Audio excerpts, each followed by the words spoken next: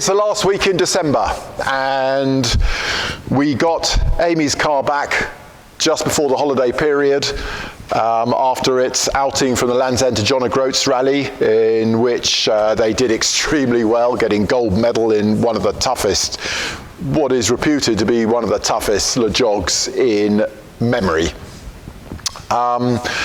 And what was our work list then? Well, the engine was fine, although I still think it's a little bit on edge, and I've got to do something about that compression ratio in that engine. I think that's causing us a lot of problems.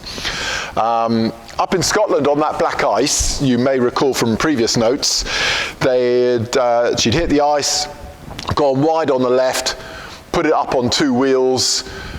Luckily, the ice was there, so it came back down instead of catching and rolling over, bounced onto the right-hand side and perched itself on a boulder. So we knew that we've got to look at our suspension, and the right-hand wing got damaged. Just down here. There we go. So they had to pull this out very physically, but as it happens, there's very little damage to it actually. There's almost no ripple here, which is amazing. So Amy reckons she is going to do this herself, although I think we'll go and try and see Richard if we can before she goes, Richard Bensley, to find out how you bring back that contour there. This one's easy, that's a dolly and hammer. This one looks more technical to get that bowl there. So that's it, but thankfully our rather treasured wings still look pretty good. So that was all the bodywork got. Yeah, this got a bit touched and there's a bit of a compression on the bumper, but we can sort that out easily enough.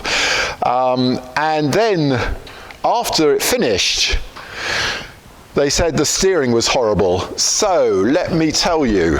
So on went our most treasured TI kit to go and check the geometry. And what we found was that our caster looks absolutely unchanged. So nothing has shifted in that plane there, the 4.5 plane.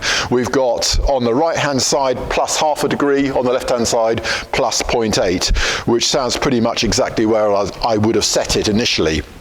So that's absolutely unchanged, which rather implies the wishbones are okay. However, on the left we have -2 degrees of camber, and on the right we have 0 degrees of camber. So the car is, so the wheels, if that's ahead, left hand side, right hand side, are doing that effectively.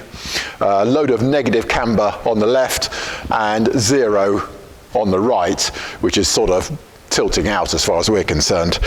Now we can find nothing wrong with the wishbones, look all perfect. There's no strike damage, significant strike damage. There's no ripples where the pressed steel turns over. The shell, our longitudinals are all looking very good, very straight. I will just double check that. That looks like a bit of a bow there, but we'll have a look on the inside edge later.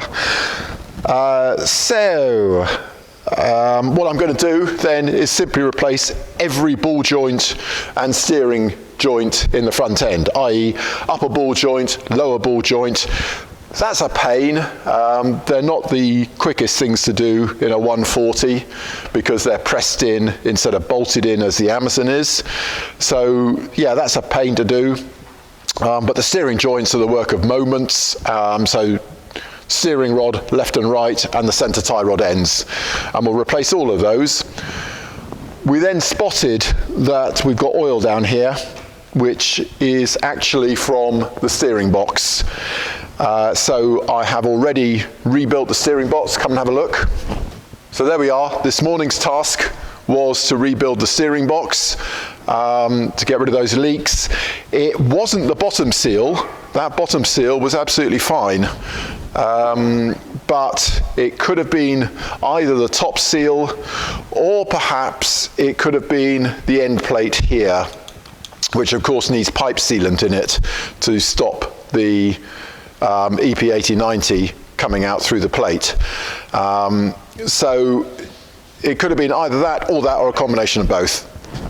So there we go, and of course new gasket on top. So that can go back in now. This was last done in 2006, so it's had a couple of Preston rallies in between time. So it's had a tough old time. So I suppose in a way we shouldn't be surprised that it had decided on this event to start leaking again. Because, yeah, 2006, hard competition time, a stage rally it's had as well. That's fine, I'm happy with that, 2000. But the point being, it's a very quick job if you get it in a timely fashion. And of course, taking the 140 steering box out is the work of moments. I think, realistically, I could have done this from a standing start, so all installed. I could have had this out, rebuilt and installed again in almost 1 hour, let's say 1 hour 15 minutes. That's because it's easy to disconnect from the steering column. It's just 2 nuts. There is no wire for the horn coming through it as in the Amazon. It's then the 4 bolts off the bottom, out it comes, strip it down, change the 2 seals in the gasket, rebuild it, fill it with EP8090, and then back in again. It really is a very quick job. So if you have spotted on your 140 or 164 that it is becoming a little bit dribbly, that there's evidence particularly around the pitman arm of oil, then just get in and do it now. Don't hang around. It really is, there's no point in hanging around. It's such an easy job. What else then? Well, there's the steering joints. To be honest, there's nothing obvious to be seen there.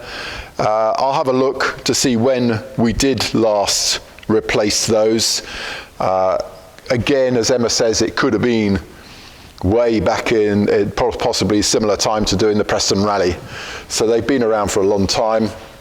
So it's quite possible that one of those is bent. Oh yeah, our toe in. It was towing out hugely, about 2 degrees of tow out when it came back.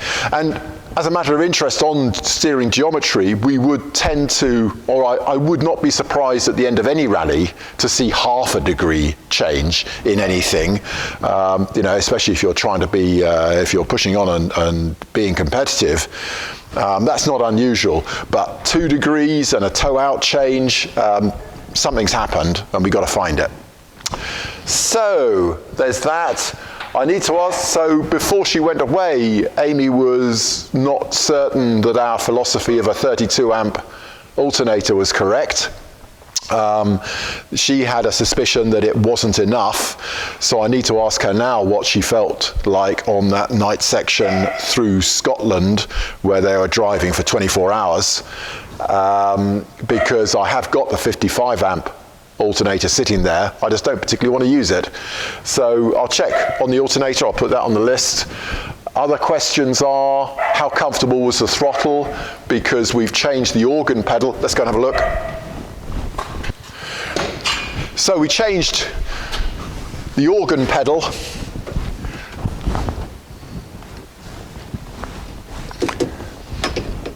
There to the 240 style standard throttle, and previously it was too high, so I've extended that by about 25 mil to drop it down a bit.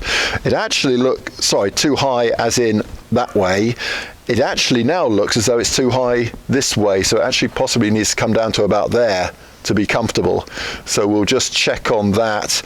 Luckily I already have, if you look at the back here, can you see that? That tab.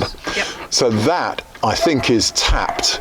No, it's not, it's a blind hole. So we can put a nut and bolt through there to give a throttle preset, like so, and that'll sort out the lift, which really should be below the clutch. It should be down about there. So that'll add that to the list. And It was fairly damp in here, apparently going through the ford at high speed.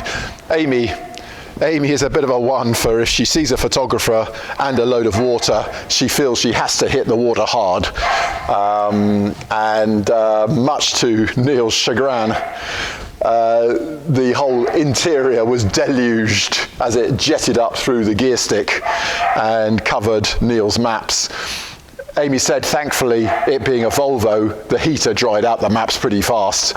But there we go. So, yeah, we need to look at, but she also said that water was coming in beforehand, before she hit that ford on the left-hand side. So we're going to have to take all the carpet up and see where we're getting water in. That's Deke, the dog you can hear barking away there, can hear us talking and wants to be involved. What else? Other than that, I just don't think there was anything there, was there?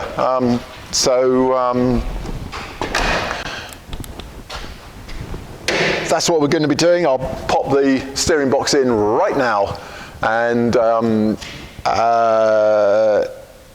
go in. Then I've got to do those ball joints, which is a pain in the bottom, but we've got to do it. So probably tomorrow, I guess, Wednesday, this should all be done, and just leaving Amy to do the wing, and we'll put it back together again, and then really that's ready for a rally once more. And you know, it's kind of sad. Emma and I have been discussing that 5 years ago I said we should be buying up every 140 we could find, particularly the early 140s, and ideally 142s, but I just didn't have the guts to pay out lots of money like that and store them. And now I'm regretting it, because 140s are hard to find, and all of a sudden everyone has realised, with Dan Willen's success in this car and Amy and Neil's success in this car, that the 140 really is a top-end historic rally car. Very, very manoeuvrable, beautiful to drive, powerful enough, and fantastic handling. So yeah, I miss that. But all of us can say that, can't we? If we're interested in old cars, we all know the opportunities we missed. Okie doke. That's kind of it, I think. More next week. I'll give my end of year address next week, which has a couple of topics. So rather than doing a workshop tour, next week will be a more philosophical view of the year gone and the coming future ahead of us. Thanks a lot. If you're still on your holiday period, hope you have fun, and we'll talk to you next year.